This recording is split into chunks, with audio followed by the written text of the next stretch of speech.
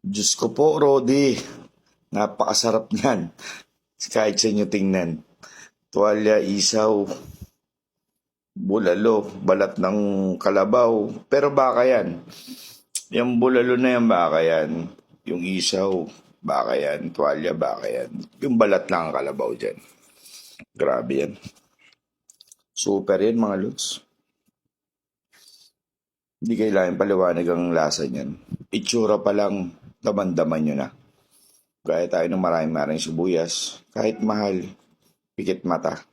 Paminta, damihan nyo rin. Mga 6,411 na paminta at suwete. Isang plastic. Hinugas bigas. O kaya naman rice flour. Ayan, pinakuluan, hinango na. Linisan nyo lang mabuti. Inulit ko lang. Tingnan nyo yung honeycomb. Grabe. Isaw. Check muna kayo ng BP bago yung tapusin tong video. Tapos, pa-CBC na rin kayo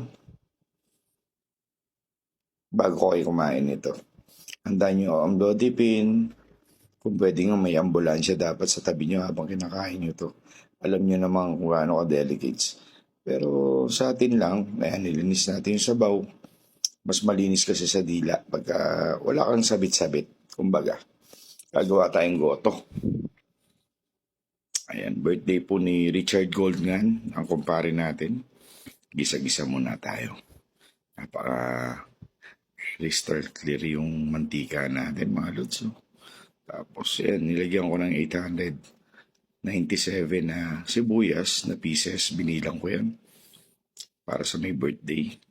Nilagay ko na rin yung walang bawang, walang kahit ano. Sibuyas lang sapat na.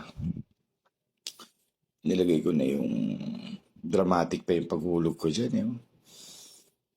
Honeycomb, balat ng kalabaw, isaw, bulalong malupitan. Nilagay ko na yung nugas bigas para medyo malilapot-lapot naman pagka hinihigop natin. Yung saktong panghigop lang. Tapos pinatambay ko na yung atswete ron sa gitna. Kukulay naman na yan. Season na natin. Salt and pepper lang sapat na. Yan ho ang goto ng Batangas. Nagturo sa akin yan. Taga Batangas. Kung hindi ko naman ho nakuha, pasensya na kayo. Basta huwag ko kayong makialam, hindi ko sa inyo kinuha ang pamalengke na to. Ayan po, malinaw po. Kung sino na malengke, siya masusunod magtimpla. Ayan, grabe. Ayan, replay na yan eh. Pinakita ko kanina yan eh. Talaga namang itsura pa lang, kulay pa lang, mantika pa lang. First bite, sabi nga, ang Batanggenyo nating kasama, si Mr. J. Sarlicinto. First bite, wag muna Lord. Lagi pong ganun ang dasal natin. Pero, first bite, thank you Lord talaga yun. Ginayat ko na. Yun, alam niyo naman. Pang kinder pa yung gamit kong kutsilyo mga lods. Pero kunting-kuntingin nyo lang, okay yan. Good item talaga yan. Yung honeycomb, nakita nyo naman.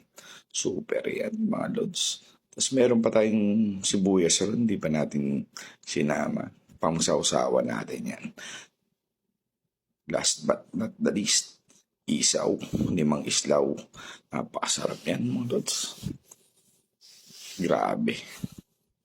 Nilagay ko na yung sibuyas na ginayat, sabaw, nilagyan na natin mga lodi cakes, mga beshiwap. Super sarap. Ano pa gagawin? Bili na ng pulang kabayo, gin bilog, 4 cantos, MP, kung anong gusto nyo. Pero cook na malamig, sapat na. Yun, ingat lang po bumabara sa ugat-ugat natin yan. Maraming salamat po and God bless us all. Bahala na po